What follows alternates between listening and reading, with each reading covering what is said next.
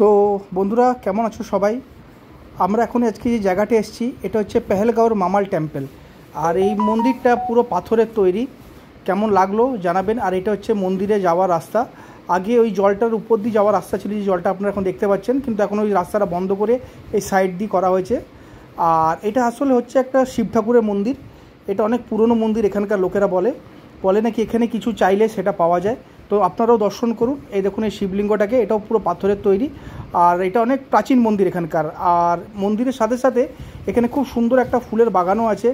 আর যেহেতু এটা পাহাড়ের একদম উপরে, তো ফুলগুলো খুবই তাজা আর ওয়েদারও সেরকমই ঠান্ডা।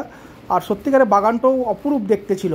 তো আপনারাও দেখুন কেমন লাগছে। আর আমার সাথে যে বন্ধুরা ছিল আমার কলকাতার আর আমার বাড়ির বন্ধুরা, তারাও আমার সাথে এসেছিলো এখানে ঘুরতে।